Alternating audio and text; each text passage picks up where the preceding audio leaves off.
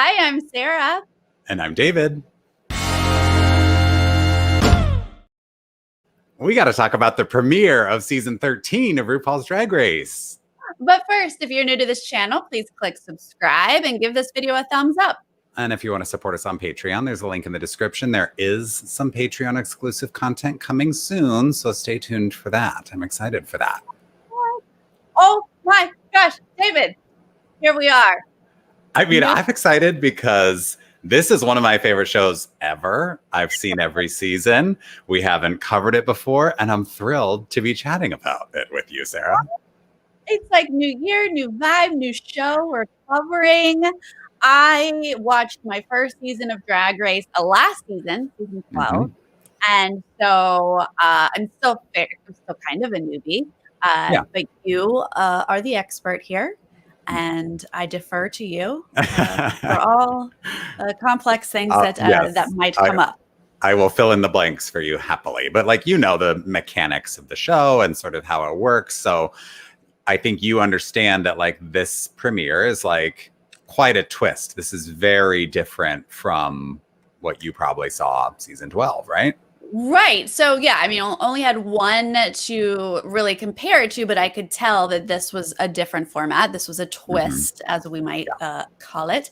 But I personally loved having all lip syncs here to start because lip syncs are my favorite part. Like, is that not everybody's favorite part? It's the best part of the show. Okay. I mean, that's why they kind of, you saw in the season 12 finale how there's like lip sync offs in the finale, and that's like a format that was developed, I think in season 9 was the first time they did like lip sync for the crown. Like they used to just have like sort of a reunion / finale combo and chatted with the queens and then crowned a winner based on what had already happened in the season. But now there's like additional challenges in the finale, which is so smart because like you say, the lip sync is the most important, exciting part of the show. So I think it makes total sense to do a supersized premiere of all lip syncs. And what's fun about that is that there are certain seasons where there's like one queen who makes it to the finale never having lip synced. And so you kind of don't know what can they do. Sasha Velour was an example in season 9, the first season where they did this finale with all lip syncs. We didn't know what she could do with lip syncs. And then she was like a lip sync assassin in the finale of that season. But this way we get to see, I'm talking a lot, but this way we get to see all the queens right up front lip syncing, and we kind of get a sense for like, okay, what are they bringing? What is their personality? Right. I love it. And it's also an easier way for us to kind of get to know the queens. Like, I feel like having them come in 2 at a time, I was like, okay, really like this person, get it. I get their vibe. That kind of stuff. So let's get into it. We're going to break down the episode, talk about our feelings and our thoughts and what we're loving and get into it, Absolutely. Yeah. The other thing quickly before we move into our first pairing was hello, Jolene. Thank you for joining us in the chat. But yeah, like you say, in terms of getting to know the queens, usually in the premiere, there's so many queens, like half of them are just safe. And we only really get to meet like the tops and the bottoms from that first week. But here, everybody gets stage time. Everybody's interacting with the judges right off the bat. I thought it was a really fun way to like change things up and we get to know everybody well. Since you brought up the judges, let's go ahead and just talk about, because obviously they had to change up the little judging panel table a little bit, but I didn't even notice what was different, and thank goodness Ross did the squeegee bit. And I was like, everyone's got like plexiglass around them. Because this was filmed in the summer, and so it was honestly, I think, one of the first shows to go back into production, and so it was like high safety measures, like everything was super intense. They all like were quarantined. All the contestants were like a pod quarantining together at this point. Like, it was early days of figuring out how to shoot safely in Hollywood. So it's interesting. Yeah. I mean, it's nice that you can't really tell, like, unless you're looking for it, you don't really see the dividers, but they acknowledged it with a little bit, which I thought was cute. I appreciated that. But because it looks great. It doesn't like get in your face of like, oh, everything's different. No, it looks great. But I mean, we love Ross. Gosh. Yeah, he's amazing. Yes. He can do no wrong. All right. Our first queen, our first gal who walks in is Candy. Yep. Candy Muse. Now she's a lot. She's a big personality and the stomping around the workroom. She's a loud talker. She reminds me of like one of the ultimate fan favorites, Miss Vanjie, who is season 10 or 11, I think, or both. Even but just I know that name. Yes. Yeah, loud talker. Like, you know, Miss Vanjie became like the ultimate Drag Race meme. And Candy Muse is just like that big of a personality. She comes from the house of Aja, like she brought up. Aja doesn't do drag anymore, but she was on season 9 and All Stars 3. So like we see this a lot these days with like drag family members of people who were previously on the show. Like these former contestants are now like building their own, you know, houses, which is cool to see. Yeah, I didn't know they were called houses, but we like half this cast is connected to somebody. They're all related in some way. And then Joey J. Yeah, Joey J, who comes in, you know, they all have their like cutesy little opening line that they say when they land in their position in the workroom. And hers is filler queen, which is like kind of a bad word in the Drag Race universe because it means like you're just someone that they cast because they needed 13 queens and they can't cast 13 people who genuinely could win the show, right? Because that's not how you structure, that's not how you cast a reality show. Yes. So I get, you know, she's being self-deprecating, it's cute, whatever. Filler. But like filler queen is not the best first impression to make. But I love that now that I fully understand, because that's exactly what I would do on any show. It's like, I'm the filler. Yeah, right. It was not cast to win this filler. Okay. Love that. But to explain, like, she like starts talking about like she has a day job. She's like full-time, doesn't do shows regularly once a week. That's nothing. That is shocking. Yeah, I mean, some of these girls do shows 7 days a week. Like drag is their full-time thing. And I'll say for someone who, you know, is joking that she's a filler queen, does drag when she has time, the look is good. Like she's got good makeup. I thought the outfit was good. Like she's very polished for someone who doesn't do drag all the time. So I was impressed by that. Yeah, for sure, for sure. Okay, now these two are shocked. They've got to go on that main stage. And now all of a sudden they do get a little chitty chatty chat.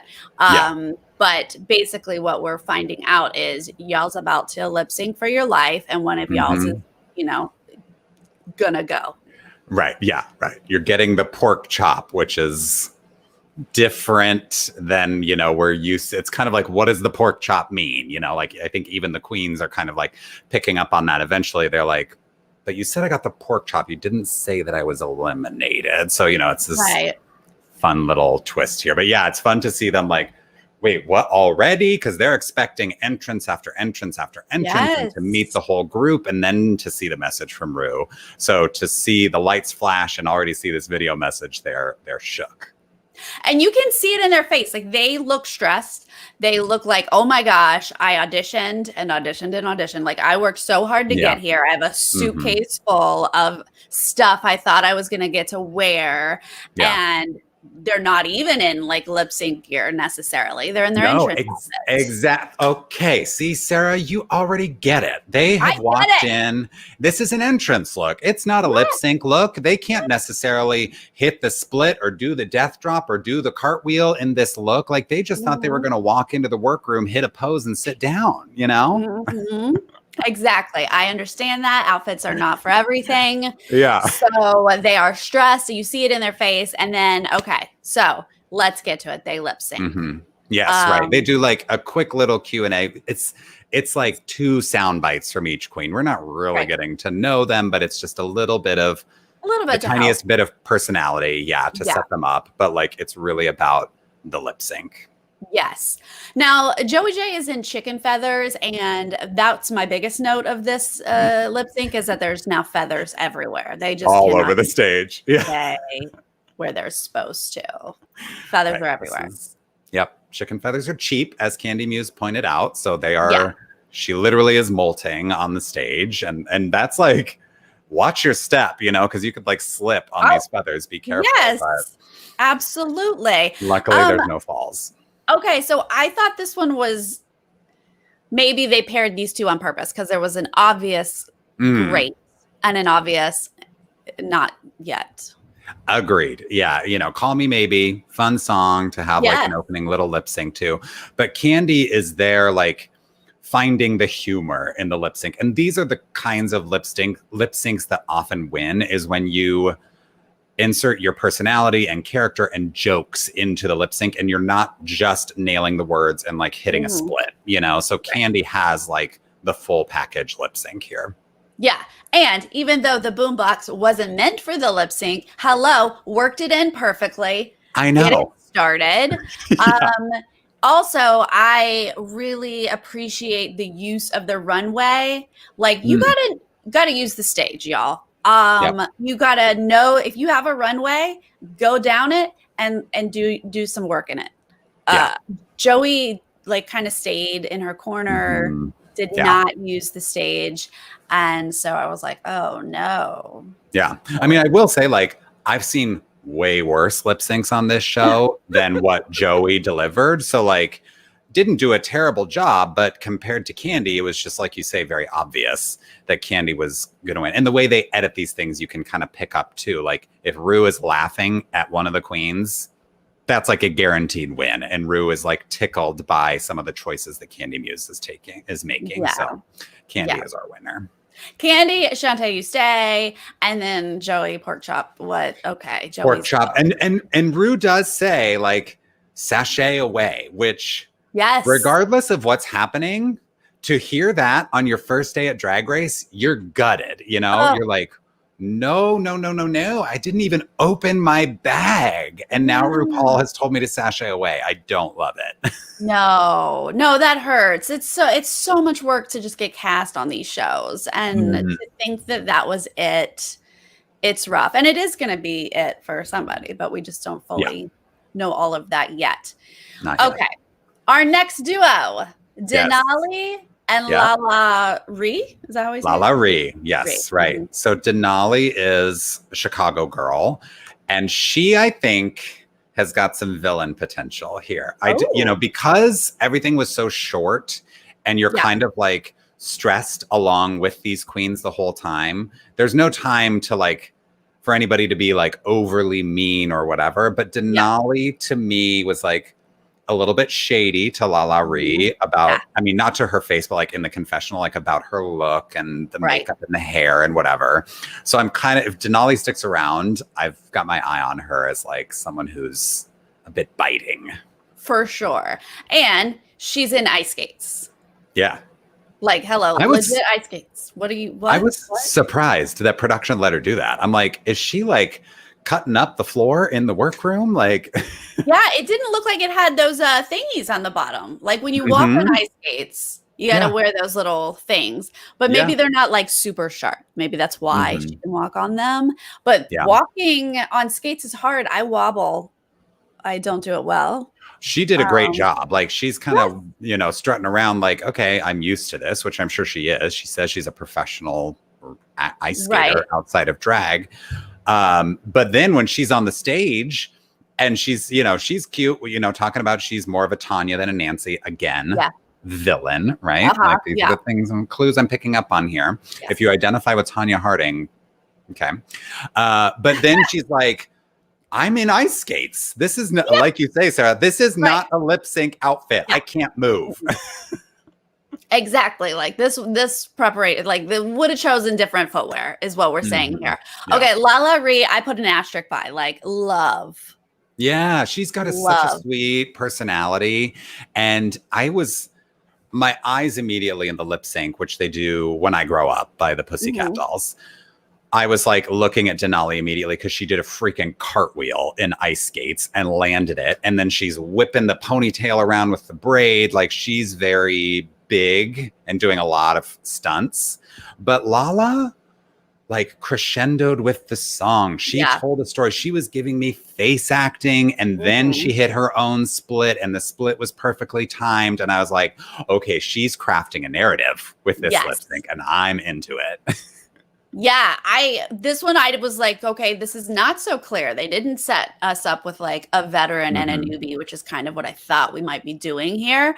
I thought that I liked them both. I thought they did a great job. When Lala first walked in and said, what'd she say? She was an Olive Garden salad with like Popeye's chicken on top or something like that. And I was like, okay, that I love. That speaks to me. I'm there for that. Yes.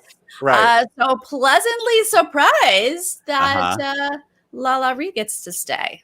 Yeah. And it's nice, you know, for someone who came in and the other queen is kind of like turning down her nose at her a little bit. And then it's like, oh, well, she just beat you in a lip sync. So, you know, check your pride at the door. Why don't you? But Denali is very stunned at what's happening. You can tell that she came in with some expectations, with her own fantasy of how this was going to go for her. And even when she like shows up and she's not necessarily going home, but she meets Joey J in the pork chop loading dock, it's the whole rest of the episode. It's very much like, this is not my destiny. What am I doing here? You know, she's very confident. Yes, I think there were a few of them that were like, you know who I am? And this is going to be my storyline on this? I don't think so. Yeah. Right. Got that vibe quite a bit. And then this is when we get a little bit of the pork chop loading dock is what we're calling it. With all of the photos of the first eliminations. Right. Yeah. I mean, pork chop is like a legendary. It's fun that they do this for her because she's the first queen. You know, if you've been watching the show, you know, she's the first queen ever eliminated from Drag Race on season 1. And so that's probably the ultimate queen who's forgotten in the lore of the show, but they keep bringing her back. Like every season they do something fun with pork chop. So it's like fun to see them keep doing this. And you know, to make this whole themed room out of this now with this like huge twist of, okay, who's going to be the pork chop this season? So it's fun. Yeah. Oh, it's hard to see like all of those photos and be like, oh, but some of those queens are iconic. Like as they point out later, like, hello, I would not mind my face being next to those people kind of vibe. Absolutely. Yeah. It's all about what you do with it. But like Shangela and Miss Vanjie, like they're first eliminated queens and they are legitimate stars now. So it's not the worst thing on this show to, you know, get eliminated first. It's what you do with it. Yeah. I mean, and Hunter, yes. Dahlia Sin. RuPaul is obsessed with that broccoli character that she played last season. As you should be. And never, ever show a photo of Dahlia outside of that broccoli ever again. Like, done. It's just broccoli. Like, literally, every other queen is in, like, their promo look from that season. And then Dahlia is in the broccoli costume. Yes, I'm like, that is your legacy. She's like, I'm going to sue you. I hate that. But no, we love it. Okay, our next duo, Simone. Yes. Oh, no. Is it? Oh. Yes, you're right. Sorry, I'm getting ahead of myself. Yes, Simone. Don't get ahead. Simone comes in and all I wrote is love. Okay. This, honestly, she's my winner pick. If I'm basing it off of episode 1, I love Simone. She oozes charisma to me. And she also, like, you know, her competitor here is Tamisha Iman. Yes. When she met Tamisha, there was no shade, no competitiveness. She like had all respect for this, you know, other queen. And I feel like Simone just has a very high confidence in herself and doesn't need to tear anyone else down in order to know that she's great. And I was like so drawn to her immediately. I agree. I loved the vibe that she was because we should talk about Tamisha Iman, House of Iman, or the matriarch. Dynasty. Yes, of this dynasty. And she, you know, older is such, like Simone said, like no shade, but like the matriarch, like the mother. And we learned so much more about her story, and then she was cast for season 12 and then had to deal with cancer. Like there's a lot to unpack with her, and Simone just like embraces it, supports her. Like, I loved the vibe of these two completely. I completely agree. Like Tamisha is old school drag. Like the look, the attitude, everything is like glamour, pageant. You know, it looks like someone who's been doing drag for 30 years. And again, no shade there, you know, like Simone respects it because she's like, this woman paved the way for me, you know, and she's still out here doing it. How amazing is that? That now after 30 years of doing drag, she's cast on the Olympics of drag. Incredible. But a little bit of what I think is tea, Sarah, as the kids say with this show is that Tamisha was cast, like you say, season 12. Jada was the alternate and was cast, I believe, because Jada has said when she won and was crowned, she was like crying and she was like, I wasn't even supposed to be here. I was the alternate. I think she got cast when Tamisha dropped out. And then Jada won the whole show. Isn't that incredible? Whoa. Yeah. That is incredible. I mean, that's incredible that any alternate would end up winning. I know. Fantastic. Wow. Yeah. Well, I love anyone who has any connection to Gigi, so that's great. That's in House of Avalon. Oh God, House of Avalon. Yeah, I know. And Simone is so, her look is so 90s to me. Like she just it feels like she is pulling all of her references from like fashion campaigns from the 90s. Like I've even seen some stuff on Instagram post show. There's like a side by side of Simone's Polaroid dress, and I guess Giselle Bundchen did like a Polaroid dress like that. So she like is definitely someone who like pays attention to, you know, fashion campaigns and stuff like that, which feels very Gigi as well. So I'm just really loving Simone's look and everything. Chic. Oh yeah. I mean, Polaroids are not like the style of that dress, like super, super chic. Okay. So they go to lip sync, and this is when we get more of Tamisha's story and like how, I was like, oh God, we can't let her walk away now. She just had this incredible story. I know. Like, still like getting her strength back from like chemo. This is like a lot. Totally. And I'm also thinking it's Pleasure Principle by Janet Jackson, right? And immediately, like Simone says in the confessional, Tamisha is hitting the Janet choreo. And I'm like, I have to imagine that Tamisha was like, oh, I did this song when it came out 30 years ago. Like she probably did this song. She's like, I have a routine to this song. So like, I got it. Don't even worry about it. And she did great. She was like all about the Janet, but Simone really, you know, like upped it with the humor. Like she's got humor. Did. Yes. Yeah. She just like seeing her in, like you using the stage as well. Simone is like walking down and back and just has this like strut, you know, to her, and she's got the facial expressions. She's interacting with like the music cues in the song, not just the words. She's there with the orchestration. Like it really is, again, sort of like a rounder package of a lip sync. Tamisha's is just kind of like classic Janet hitting the moves. But I was like, I don't want either of them to go. I love both of these queens. The stories, the confessionals, like Tamisha is very funny in the confessionals. Like I liked them both. I was super happy with this pairing. Yeah, some of these pairings were definitely tough. But so Simone stays. Yes. Pork chops it off to the Tamisha. Yes, pork chops it off. She gets there, and I thought she was so funny when she got there because she's, you know, the girls are like, "Hi, nice to meet you. I'm Denali. I'm Joey," and she's like, "These girls are like, hey, how are you?" And I'm like, I just got eliminated. Like what? And they're both saying like, we're not eliminated. And I'm like, the lady said, go home. She's just so funny in her confession. They're all like, I have hope. You know, we're sitting here like, she's like, no, they're rounding us up so that they can take us to the airport together in one van. I love her. I really hope she stays. Oh, that was good. Okay, our next duo, Gottmik. Yes. Now this is Los Angeles. This is our only Los Angeles. I feel like we should have more Los Angeles. So Simone is from Arkansas, but she lives in LA now. Oh, okay, that makes sense. So she's like technically an LA queen too. Yes.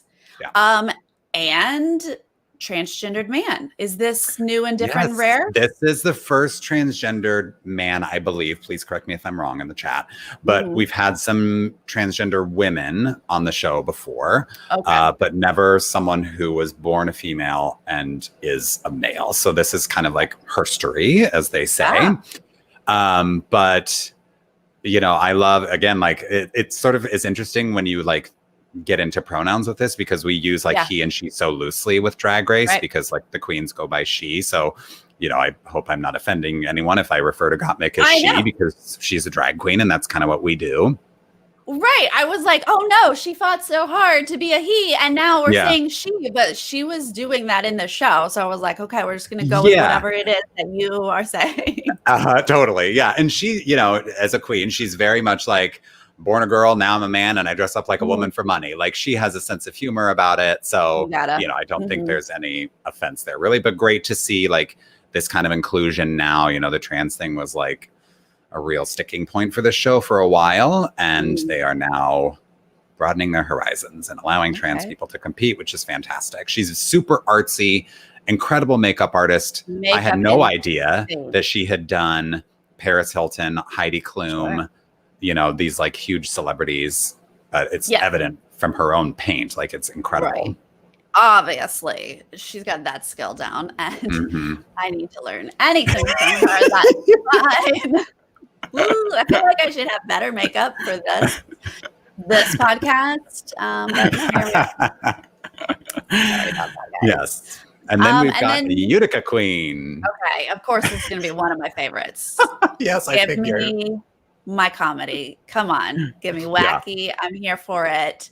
And she used the word ridiculousness, which I use all the time. So you do. That's your whole thing, is embrace the ridiculous. So I knew Utica was going to be right up your alley. She's like, there's always like a clowny queen each season, and she is this one. Like Thorgy Thor from season 8 is one of my faves of all time. Utica is giving me Thorgy Thor vibes, just like over the top, huge smile, seems super friendly. She honestly felt like a little deer in the headlights to me, but maybe she's just weird, but she like, I'm sure she identifies as a nerd. She would fit right into this community, Yes, and we embrace you. Please join us.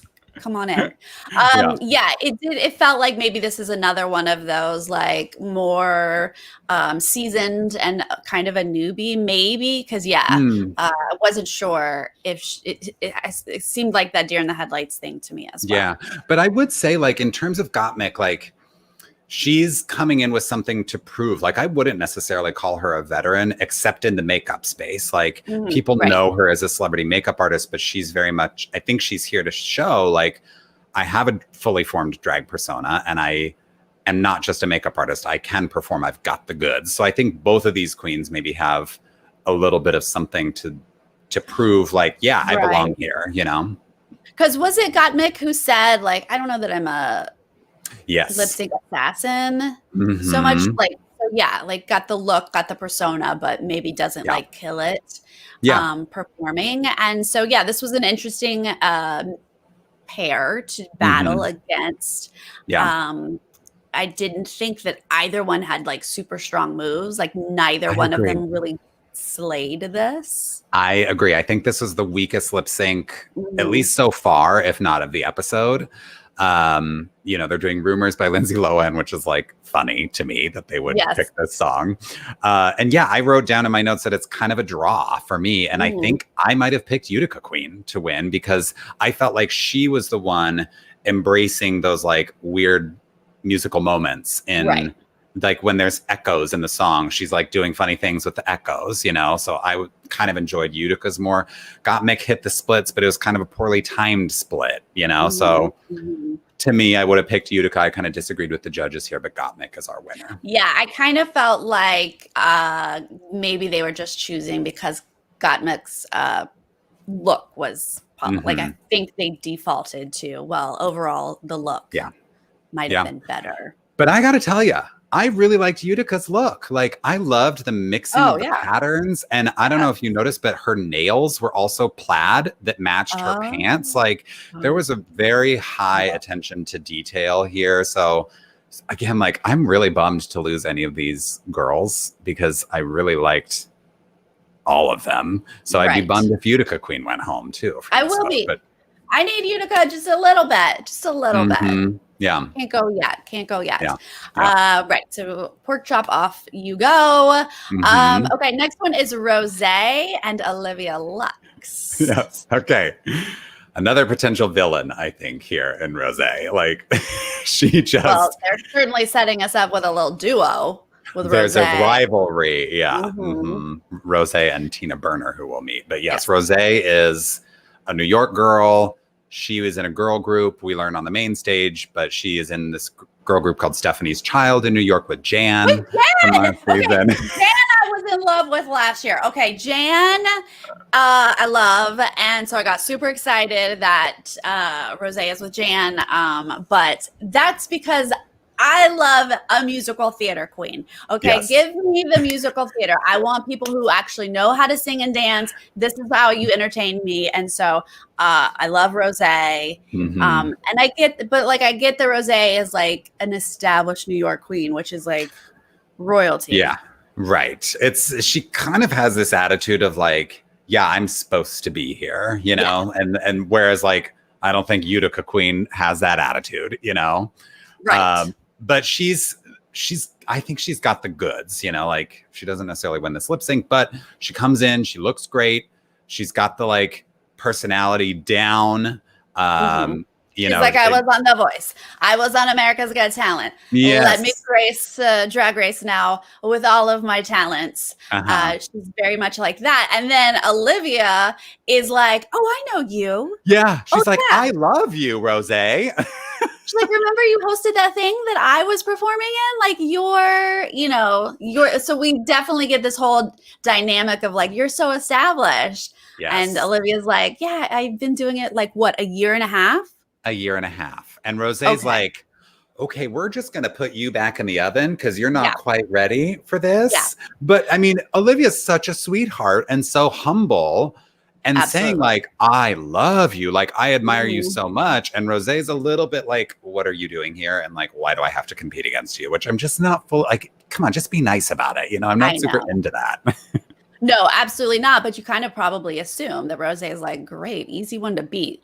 When it comes down to like the two of you, she's like, great. Sure. Got this all day long. I'm sure. Yeah. I mean, she doesn't know that yet, obviously, but I think when they finally get out on the stage and they're like, you have to lip sync against each other, she's probably thinking like, I think she even says it. She's like, I got this in the bag. Like, I am a lip syncer. I do this for it. I'm good at this. Like, I've got the resume. I've got the, like, come on. Do we even really have to do this? Like, just send Olivia packing. Yes. But Olivia's like, cool. But guess what? In my year and a half, I really nailed it. And she did. Like this one, I was like, oh, wait a minute. This isn't just like Rosé, like sweeping the floor with her. It's another close one, I would say. Like, I think they both did a really good job.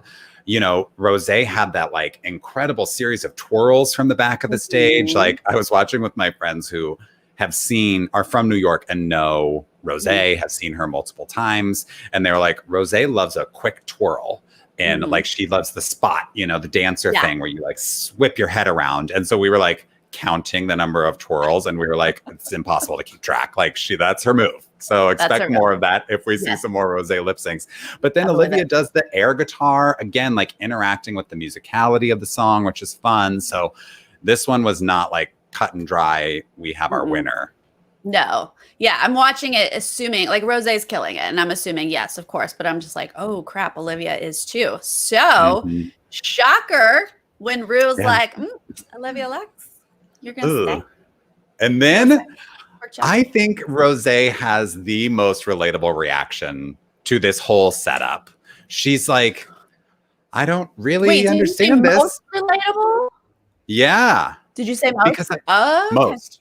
Because she's like, she goes back and she's like, I don't really understand, but goodbye, I think. And I think that's how all of them genuinely feel. Like, is this real? Am I really going home? You know, so I thought she was just so like a zombie walking to the back of the stage. Like, again, Denali-esque. And that's why Rosé is like potentially a villain for me with this edit, because it's this like insane confidence in yourself where this elimination just does not compute. This is not supposed to be happening to me.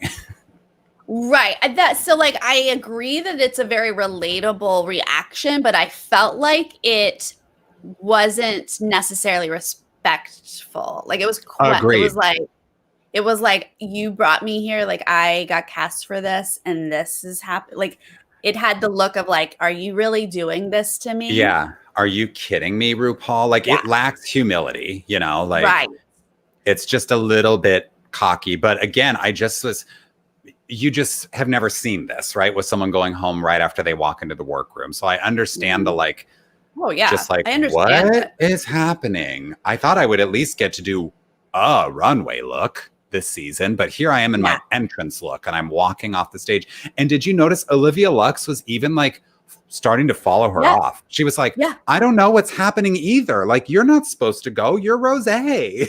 Right. Yeah. She was like, I don't understand. Like she felt bad that Rosé was being like told to like walk off the stage. Yeah, your heart. But I think was it Utica who like I forget what she said, but she had a great last statement. Oh, Utica was the one who was like, I'll get you for this, RuPaul, which was like cute and kind of embracing the moment and having fun with it and not being like, I don't deserve this, you know? Yeah.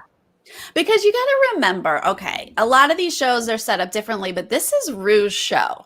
And ultimately, Rue says you won. Like, there's no, like, I'm going to cast a vote. People are all like taking points from this and points from that. There's none of that. It's Rue's show, and Rue says who wins. So I'm not going to ever be like, are you sure you guys did this right? Okay, bye. As I walk off, hello.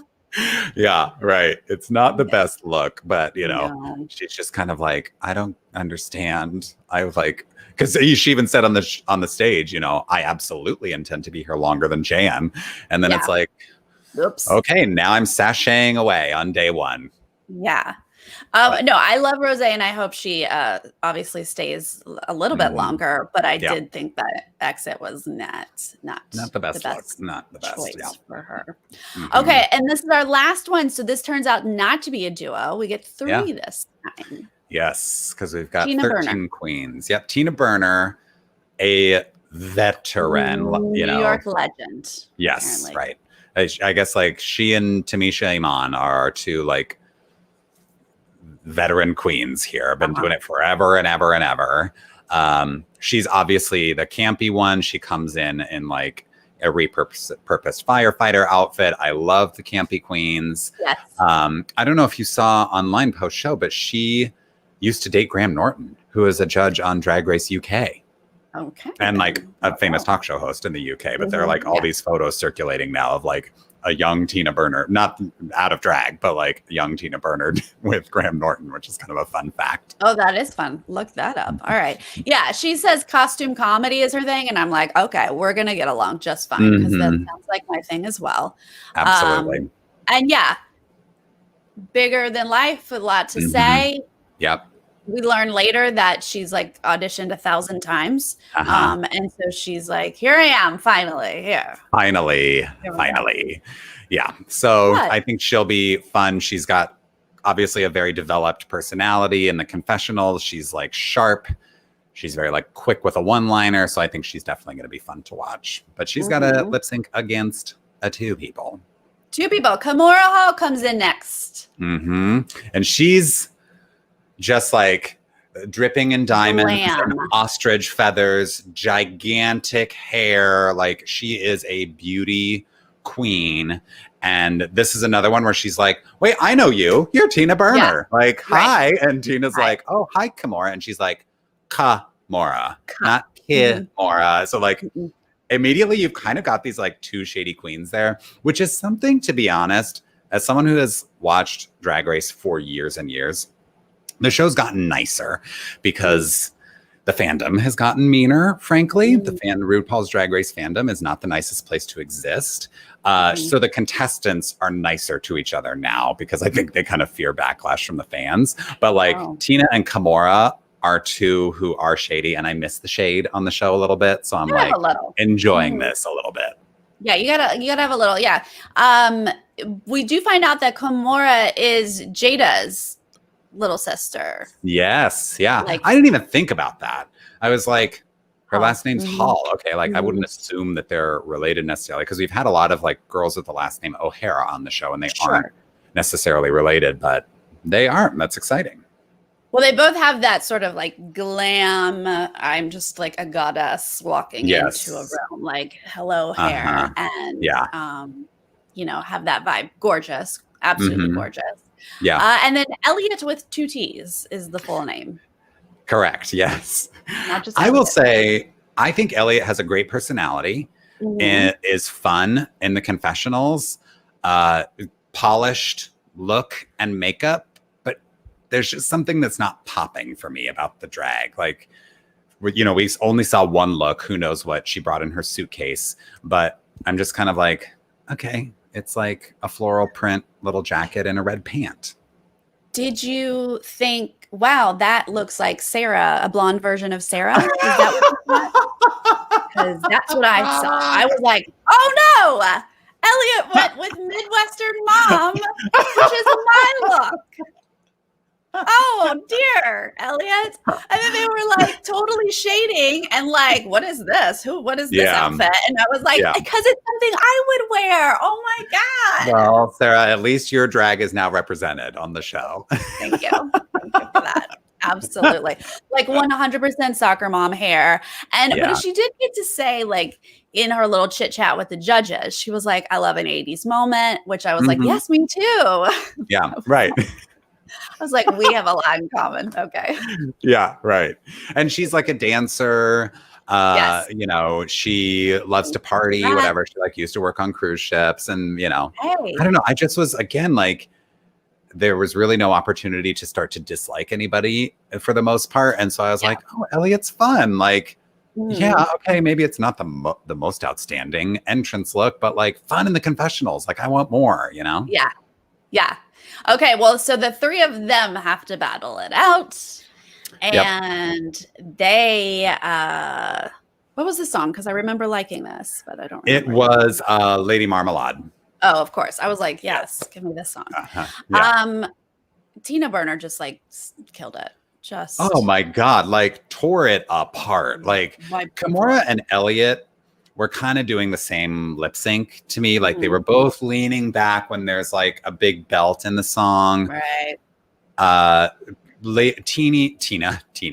Tina was like finding the humor, creating humor in a song that is like sexy, you know, and Elliot did hit like an excellent split at one point, but it was not enough. Like Tina was kind of head and shoulders above these two in this lip sync. She killed it. Yeah. Yeah, for sure. Like there was just no other way. Yeah, exactly. They looked like they were her backup singers. They did. Yes. He was like, I do this in my sleep. Yeah. Here's how you do a lip sync. And it was like, yeah, that's actually how you do it. So not surprising at all that Tina Burner stays. Yeah. But I was like, are 2 of them going to stay? No, 2 of them pork chop it off the stage. Yeah. So over half now, if we're keeping track of the numbers. 7 of the 13 girls are now at the pork chop loading dock, and we have 6 winners. But we first see, you know, Elliot and Kimora join the eliminated girls. And again with Rosé, Elliot's like, what's going on? Like, I'm not supposed to go home yet. Huh? What? This doesn't. And Rosé's like, we're trying to figure it out. Like, Rosé just has no patience for Elliot in this moment. No, she's like, I'm in charge here. This was my show. Yeah. This was my season. But it is fun to see they like find out, you know, well, firstly, the 2 Chicagos are like, hey, oh my God. And then they're like, who did you battle against? Oh, Tina Burner's here. Okay. Yeah. Like they start to sort of see who won each little round. Well, and then they're like, I wonder what the winners are doing right now. Cut to cocktails, laughing, partying, like, ooh, we're the winners. And like, we're team talent and all of that stuff. And then they're also, you know, doing some note comparing. And Olivia reveals that she beat Rosé, and Tina Burner's like, Rosé is here. Oh my God. Like, I'm sure she's shook that she is in the pork chop lounge right now. Like they're setting us up for a little bit of a rivalry there, because Rosé even says in her confessional, you know, I like Tina. I don't think Tina likes me. So yes. Yeah, they definitely know each other, definitely have a history, and they're both very willing to be shady towards each other. Yeah. Whatever that is. We Uh-huh. have to have that. We have to. Have to. Yep. You need that every We season. need So both of Rosé's, I them. mean, frankly, Rosé's not going anywhere. She is going to not going to be voted off in this first round. She's good TV. Yeah, exactly. So somewhere in here, we learn that the pork chop group and the loading dock, they've got to vote somebody out. Mm-hmm. So we are going to lose one of them. The rest will supposedly get to stay. But how's this happening, David? What's happening? Yeah. So, I mean, I loved Tamisha again in this moment because she looks around. She's like, well, I'm the only black girl, so don't vote me off. It's like, this woman is like one-liner gold. Like, she can't go anywhere. I love it. Not yet. But they don't really tell us much more in the episode itself or even in the teaser. Like, the teaser was just the winner group with Rue, and Rue is telling them for the next episode they have to do like a performance to a song, but we don't know where the losers are. We just see more of them in the pork chop lounge. But I've seen an ad somewhere, I don't even know where, but it's footage of them with the lipstick box from All Stars 5, and they're inserting lipstick into the box. And this is a format that was developed in All Stars 5, and I believe it was All Stars 5, yes. And it's essentially like Survivor. Like, they all pick a lipstick with somebody's name on it, and they put it into the box, and then whoever has the most votes from the lipstick containers goes home. So I don't know how they're going to decide who's going home, but this will be interesting. Mean, all but two of them did potentially sit together for a while, and they kind of got to vibe a little bit. But like, for the most part, how do you choose someone to go? And I, just being the strategic person that I am, I want to be able to talk to other people and say, like, if the few of us do this together, we can get this one person out. Yeah. And it's interesting because you've got Kimora and Kimora and Denali there who know each other. They're probably not voting for each other. Like, what other girls know each other in this group? You know, I would expect maybe like a Joey J to be someone who gets eliminated because of her lack of experience. But then are you being strategic about it? You know, this sort of turns the show on its head a little bit, because maybe do you take the opportunity to send a really talented queen home first? Right. Yeah. Oh, I'm 100% getting a group together to get Rosé out, because even if I don't know anybody, like, I know that Rosé has, like, she's known in New York. So I don't want to compete with this person for the rest of the season. That's what I would think I would want to do. But as a viewer, I need Rosé on the show. So I don't also like, Rosé's sitting there like butthurt and shady. So like, she's probably not making a whole lot of friends in these moments, you know? She's not at all. David, David might know some stuff, but he doesn't necessarily have the ability to say things out loud on this podcast. So when I bring things up, and then David can say if he can report this or not. Do you know anything about? Heard rumors of a disqualification, and I believe it's true, but I don't know who it was. You don't know more of the details. Yeah.